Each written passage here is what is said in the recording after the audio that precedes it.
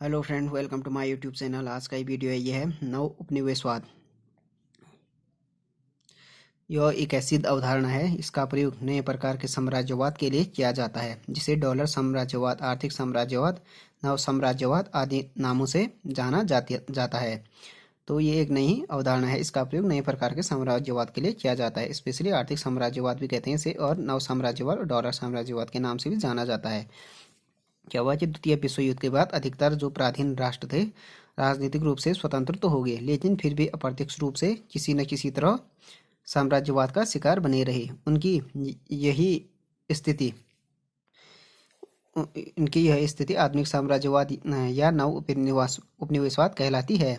यह एक ऐसी व्यवस्था है जो शक्तिशाली विकसित राष्ट्र या अपेक्षाकृत कम शक्तिशाली राष्ट्र का संबंध एक आर्थिक या उपग्रह निवेश को दर्शाती है। बहुराष्ट्रीय निगम इसके प्रमुख साधन है। इसका उद्देश्य आर्थिक रूप से पराधीन या उपग्रह उपनिवेश का अधिक से अधिक शोषण करके उस पर अपना वर्चस्व बनाए रखना है।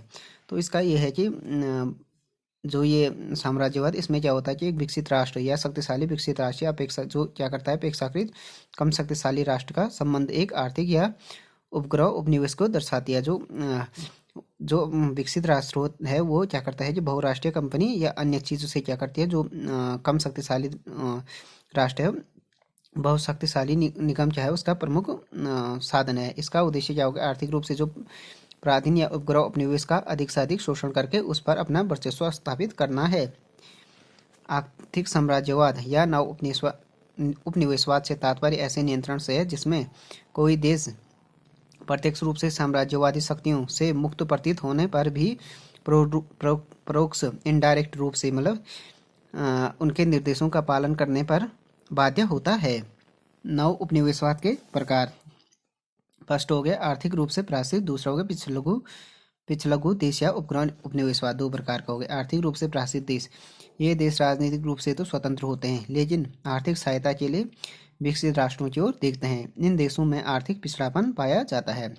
लोगों की निर्धनता व अस्थिर राजनीतिक व्यवस्थाएं इसके सूचक हैं। लोगों की व्यक्तिगत आय व राष्ट्रीय आय नाम मात्र की होती है। एशिया व अफ्रीका के नवोदित राष्ट्र इसी श्रेणी में शामिल हुए हैं। लंबे समय तक आर्थिक विकास के लिए उन्हें विदेशी सहायता पर निर्भर रहे हैं। ये विदेशी देशों ने इन देशों में अधिक से अधिक पूंजी लगाकर इसमें अपनी उत्पादन इकाइयां स्थापित कर रखी हैं। कई देशों में यह निवेश 80% तक है। यह देश प्राश्रित राष्ट्रों के राजनीतिक जीवन को प्रभावित करने की क्षमता रखते हैं। दूसरा हो गया पिछलघु देश या उपग्रह निवेशक। यह एक ऐसा राष्ट्र होता है जो औपचारिक रूप से तो स्वतंत्र है लेकिन राजनीतिक व आर्थिक दृष्टि से किसी विदेशी शक्ति के अधीन है। वे देश स्वतंत्र विदेशी नीति का पालन करने में सक्षम नहीं है। द्वितीय विश्व युद्ध के बाद अनेक देशों में सोवियत संघ के नियंत्रण वाली साम्यवादी सरकारें स्थापित हुई हैं।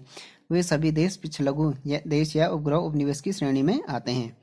नव उपनिवेशवाद को जन्म देने वाले तत्व, द्वितीय विश्व युद्ध तक पहुँचते साम्राज्यवादी शक्तियाँ इतना अधिक कमजोर हो गई कि वे पराधीन राष्ट्रों पर अपना साम्राज्यवादी नियंत्रण बनाए रखने में अयोग्य सिद्ध होने लगी।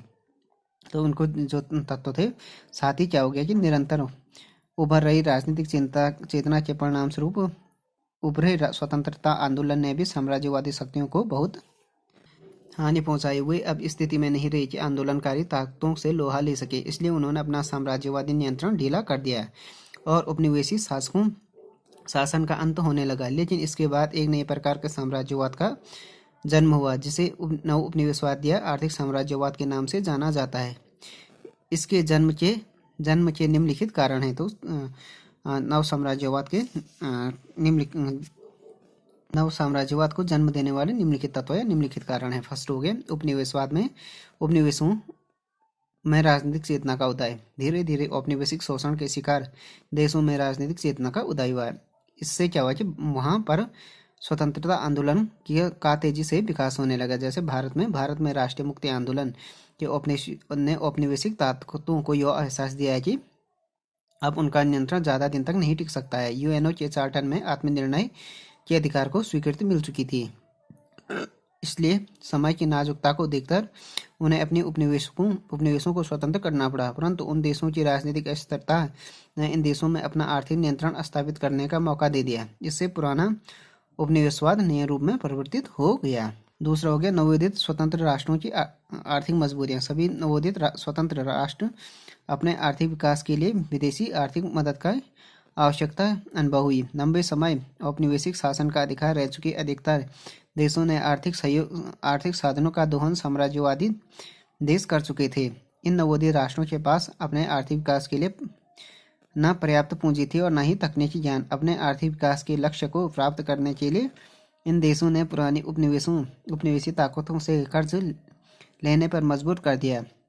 इससे इन देशों में पुरानी उपनिवेशीय ताकतें अपना जाल बिछाने में कामयाब हुई और नव उपनिवेशवाद का जन्म हुआ। तीसरा हो गया विकसित राष्ट्रों की आर्थिक नीतियां। द्वितीय विश्व युद्ध के बाद यूएसए और सोवियत संघ में शीत युद्ध पर आरंभ हो गया। दोनों महाशक्तियों ने अपनी अपनी स्थिति मजबूत करने के लिए नए राष्ट्रों को अपने गुटों में शामिल करने का निर्णय लिया। विदेशी सहायता, शस्त्र पूर्ति, बहुराष्ट्रीय निगमों पर नियंत्रण आदि साधनों द्वारा इन महाशक्तियों ने नवोदित स्वतंत्र राष्ट्रों को आर्थिक रूप से अपने नियंत्रण में ले लिया। इससे उपग्रह राज्यों की संख्या में वृद्धि होने लगी। उनकी सभी आर्थिक नीतियां एक करके नव उपनिवेशवाद को मजबूत आधार प्रदान करने के लिए ही थी। तो ये हो गया नव उपनिवेशवाद को उत्पन्न होने के कारण या जन्म देने वाले जो कारण है, ये हो गए 3। अब हो गए नव उपनिवेशवाद के साधन। फर्स्ट हो गए बहुराष्ट्रीय कंपनी। सभी धनी देशों द्वारा विश्व के सभी भागों में आर्थिक और औद्योगिक इकाइयों को नियंत्रण करने के लिए बहुराष्ट्रीय निगमों का जाल बिछाया गया। अपनी आर्थिक शक्ति व कार्य क्षेत्र में हितों के कारण ये अपने क्षेत्राधिकार में आने वाले सभी देशों में अपनी मनमाने करने लगते हैं। इनका उद्देश्य क्या होता है? अधिक से अधिक लाभ कमाना होता है बहुराष्ट्रीय कंपनियों का। मल्टीनेशनल कंपनियां जो होती हैं विकासशील देशों में, ये बहुराष्ट्रीय कंपनियां प्रत्यक्ष पूंजी निवेश करके पूंजीवादी देशों के लिए कच्चा माल तथा प्राथमिक उत्पादन की पूर्ति की गारंटी देते हैं। ये सर्वाधिक निवेश प्राथमिक उत्पादन तथा कच्चा माल के क्षेत्र में करते हैं। ये जीवन में मूलभूत आवश्यकताओं की वस्तुओं के निवेश में सर्वाधिक मुनाफा देखते हैं। विकासशील देशों में सस्ते श्रम, कच्चे माल व शोषण की तीव्रता के कारण पूंजी निवेश में अधिक मुनाफा होता है। ये कंपनियां विदेशों में अंतर्राष्ट्रीय पूंजी व्यापार, वाणिज्य तथा उत्पादन व वितरण पर अपना एकाधिकार करने के लिए कार्य कर रहे हैं। एशिया, अफ्रीका और लैटिन अमेरिका के देशों में इनका पूरा नियंत्रण है। तो बहुराष्ट्रीय कंपनियां उपनिवेशवाद का साधन है, क्योंकि इनके पास क्या है कि पूंजी है और टेक्नोलॉजी है। तो ये क्या करते हैं, जो मूलभूत आवश्यकता होती है मानव आदमी की, तो उसमें क्या करते हैं, इन्वेस्ट करते हैं। और उससे क्या होता है कि इनको जो विकासशील देश होते हैं वहाँ पे उनको सस्ते मजदूर, कच्चा माल भी मिल जाता है। जिससे क्या होता है कि उन्हें अधिक से अधिक मुनाफा होता है, जिससे वो ज़्यादा से ज़्यादा इन्वेस्ट करते हैं और उनके जो राजनीतिक या आर्थिक प्रणाली पर क्या करते हैं, ये नियंत्रण रखते हैं। विदेशी सहायता तथा साम्राज्यवादी कर्ज। नवोदित स्वतंत्र राष्ट्र अपने आर्थिक विकास के लिए पूर्ण रूप से विदेशी सहायता व साम्राज्यवादी कर्ज पर ही निर्भर हैं। अपने कर्ज की आड़ में विदेशी सहायता के नाम पर विकसित राष्ट्र इन देशों को मनमानी शर्तें मनाने के लिए बाध्य कर देते हैं। इन्हें कर्ज देते समय अनेक प्रकार की कठोर शर्तें माननी पड़ती हैं। इन दोनों का कर्जा दिन प्रतिदिन बढ़ता जाता है। निर्यात से प्राप्त आय का अधिकतर हिस्सा साम्राज्यवादी कर्जा का ब्याज चुकाने में लग जाता है और भुगतान संतुलन का घाटा निरंतर बढ़ता ही जाता है। उन्हें इस कर्ज की राशि का प्रयोग बहुराष्ट्रीय कंपनियों से ही सामान खरीदने के लिए करना पड़ता है। उन्हें व्यापार अवरोधों को समाप्त करने की शर्तें भी माननी पड़ती हैं। सभी शर्तें पूंजी निवेश करने वाले देशों के हितों को पोषक होती हैं। विदेशी सहायता प्राप्त करने वाले देश को सदैव निवेशक या सहायता प्रदान करने वाले देश के हितों में वृद्धि करने के लिए अपनी अर्थव्यवस्था के मूलभूत परिवर्तन करने पड़ते हैं। अपने अर्थव्यवस्था में मूलभूत परिवर्तन करने पड़ते हैं। धीरे धीरे साम्राज्यवादी कर्ज और विदेशी सहायता पर विकासशील देशों की निर्भरता बढ़ती जाती है तथा इस प्रकार कहा जा सकता है कि विदेशी सहायता तथा साम्राज्यवादी कर्ज की होड़ में विकसित देश नव उपनिवेशवाद का ही पोषण कर रहे हैं। तो ये हो गया विदेशी सहायता और साम्राज्यवादी कर्ज भी नव उपनिवेशवाद को नव उपनिवेशवाद के साधन है। हथियारों की पूर्ति। आज के आणविक युग में प्रत्येक राष्ट्र अपने सैनिक व सामरिक दृष्टि से अपने को क्या करता है कि सैनिक व सामरिक दृष्टि से क्या सुरक्षित देखना चाहता है। इसके लिए उन्हें विकसित देशों से शस्त्र खरीदने पड़ते हैं। आर्थिक रूप से कमजोर होने के कारण ये देश कई बार कर्जा भी ले लेते हैं। आज विकासशील देशों की राष्ट्रीय आय का अधिकतर हिस्सा हथियार खरीदने पर ही खर्च किया जाता है।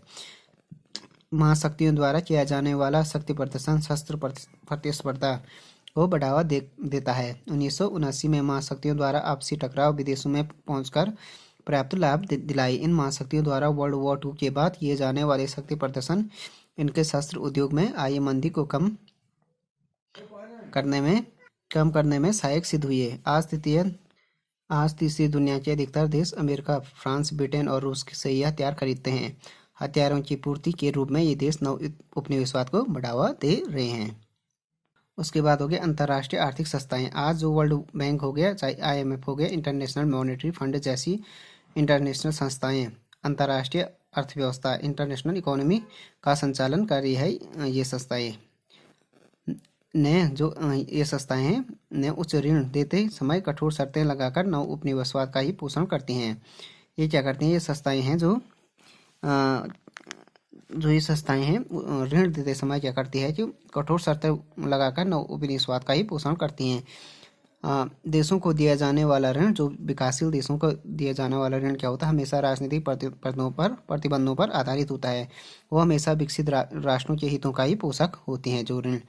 इसलिए तृतीय विश्व के देश नई अंतर्राष्ट्रीय अर्थव्यवस्था की पुरजोर मांग करते रहे हैं। उनका आरोप है कि विश्व की आर्थिक संस्थाएं साम्राज्यवादी हितों का पोषण करने वाली हैं। ये निरंतर पिछड़े हुए या विकासशील देशों के आर्थिक व राजनीतिक हितों पर कुठाराघात करती है। इस तरह ये नव उपनिवेशवाद के नए रूप को बढ़ावा दे रही है। तो फ्रेंड्स, ये वीडियो हो गया नव उपनिवेशवाद के बारे में। नव उपनिवेशवाद का प्रकार, नव उपनिवेशवाद को जन्म देने वाले तत्व और नव उपनिवेशवाद के साधन। Thanks for watching this video. If you like this video, please subscribe my channel and like, share and comment on this video.